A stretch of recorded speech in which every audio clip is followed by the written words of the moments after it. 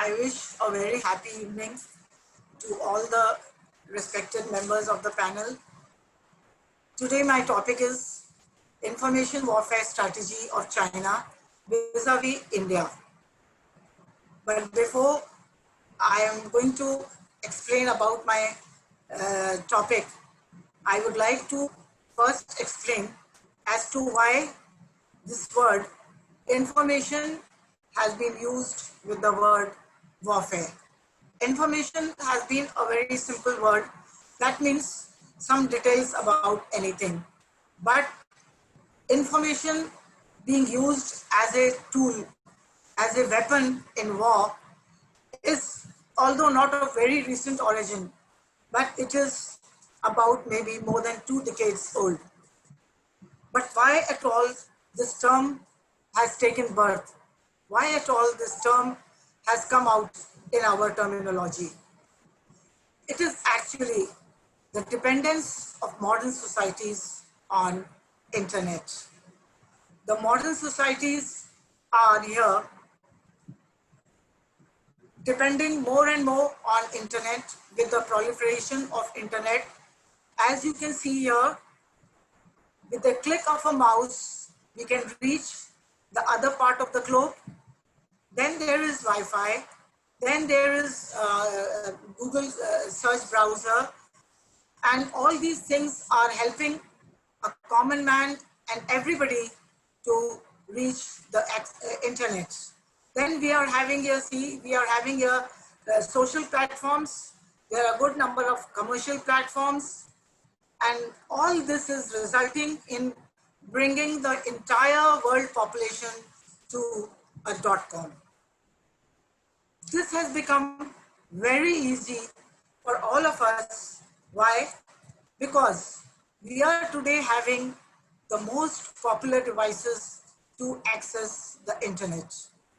Whether that is the US President, Mr. Donald Trump, or maybe that is a milkman in a village in Rajasthan. Everybody is having a very free access to the internet. Why? It is because of we know the desktop is always there, but laptop came later. And then today the smartphones have caused that entire revolution. And the access has become so very easy for every common person.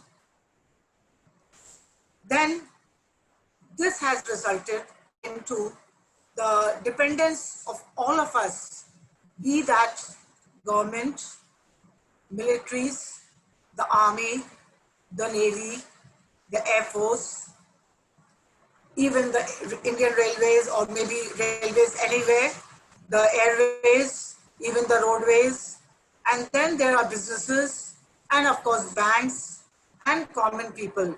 We have all become dependent on electronics and we are all securing our data, our information, our details in the digital form.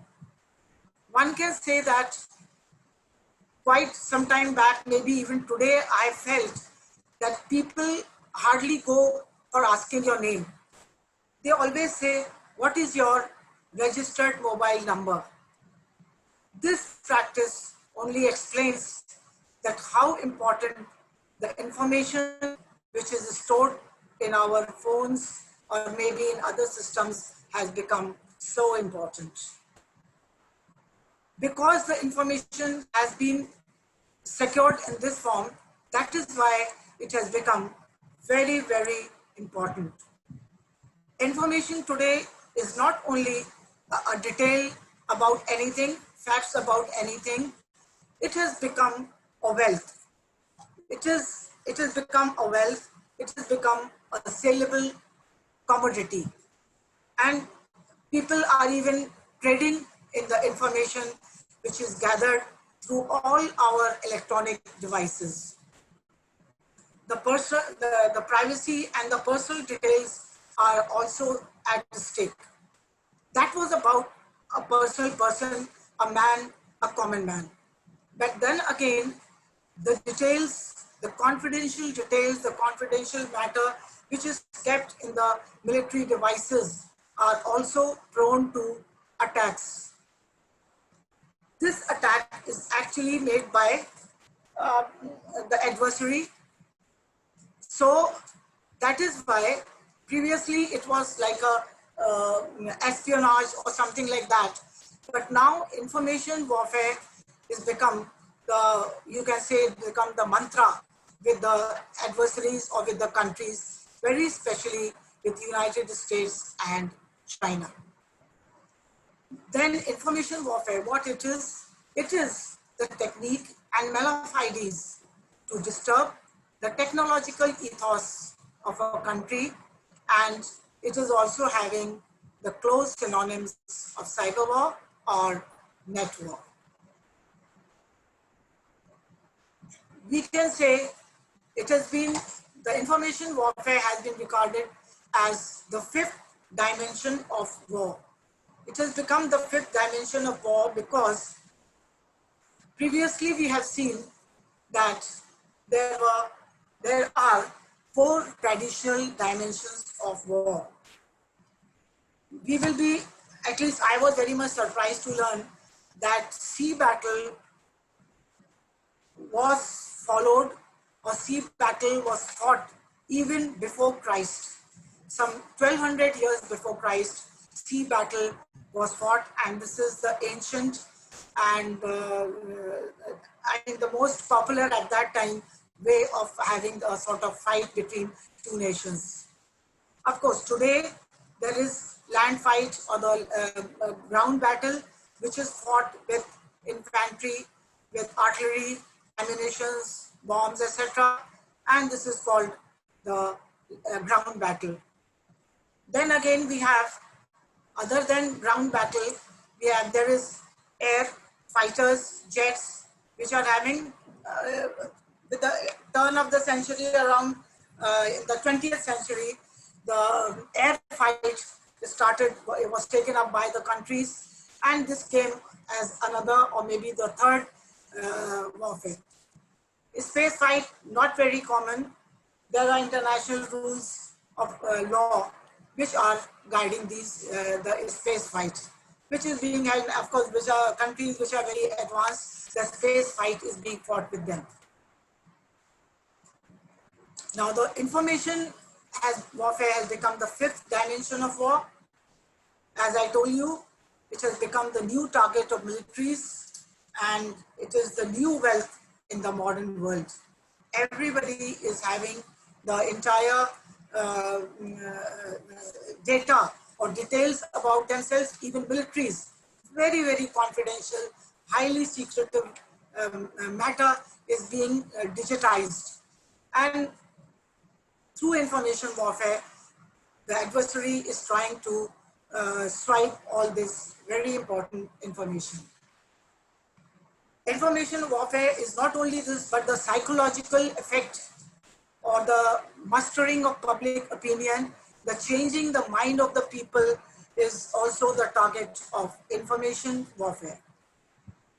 Then there are critical infrastructures in every country we have, which are again very heavily dependent on the internet and on the digital systems.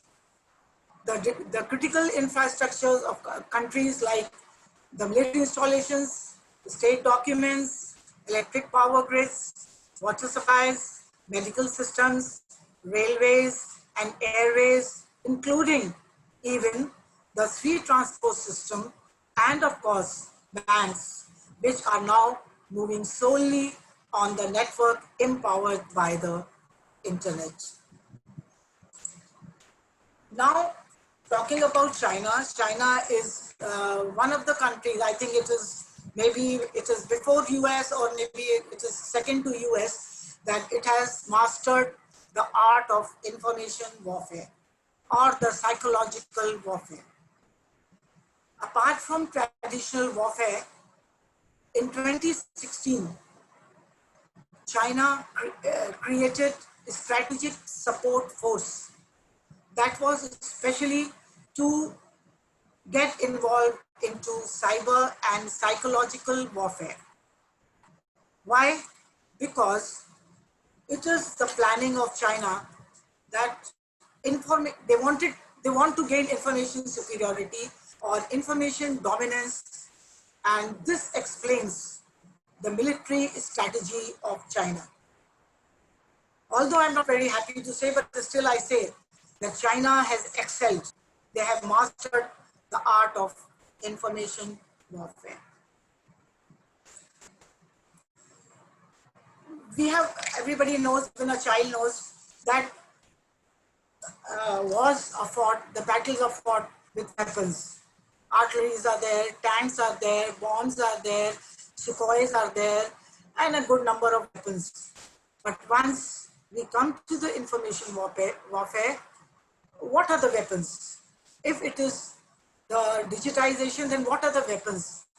These weapons are nothing, but these are the certain malicious programs which are inserted into the systems of the adversaries, thereby either destroying it or changing it to the gain or benefit of the person or the country which is implementing this, etc. It becomes the hallmark of China's voice strategy in 21st century, because China intends to achieve information superiority as a precursor to battlefield supremacy. Now, the various information weapons are nothing but the malicious programs like the computer viruses, the bombs, namely the Trojan horses, logic bombs, trapdoors, VANIC devices, chipping, nanomachines and microbes, electronic jamming, HERF guns, EMF bombs, penetration exploits, and tools, and thousands of many other such weapons. I would like to point out here that actually these are the weapons which are used, or you can say that these are the tools, these are the medium for which all the cyber crimes are committed. As regarding China's information warfare on India, quite recently, the People's Liberation Army resorted to information warfare with India, mobilizing public opinion and plans to sabotage the command and control systems of our army. The cardinal plan of China, while resorting to information warfare against India, was to tell the world that India is wrong at Galwan, that India crossed the LAC. They cleverly and shrewdly did not shoot. This they did to prove themselves legally right. However, they miserably failed in their nasty plans. Not only that, information warfare was used by China to muster the global opinion against India, showing that India is wrong, showing that India was crossing the limits, etc., etc. But it is also China's information warfare on COVID-19. How it is done? It is done because China's coronavirus information warfare is its latest policy. Its image as a superpower has suffered tremendously, not only in Asia, but globally. And hence, it embarks upon controlling and repressing important information which exposes China as a hated agent spreading the deadly virus to the world. They are thus trying to overturn the picture, and they are also trying to, by the use of information warfare, putting forward their image as an innocent nation. Though they miserably failed, but then due to the parleys between military officers, diplomatic parleys going on, there was disengagement which resulted. But I would like to say that this engagement is not happy ending. This engagement does not mean that both the nations are now very peaceful and very happy. In fact, we are going to be more alert, more concerned than before. So long the number of troops of China are in a good number at the LAC, we don't have a reason to smile. There is a word of caution for all of us, the whole of all Indians, that China has excelled in the art of information warfare, but we Indians are still at the stage of evolution. It is the opinion of many Indian lovers that India is yet to match the information superiority of China. We are at par or even excel China in other three military fields. In Galwan, India's airfields are strategically speaking on an advantageous angle. At C2, we are at an advantageous position, and the Indian Army doubtlessly is matchless in its might.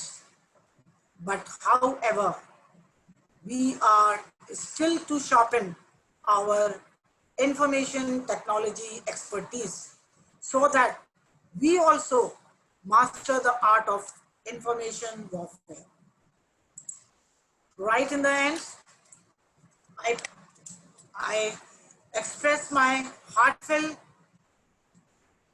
tribute to the 20 great soldiers who gave their lives at Galwan, and I really pray for our country.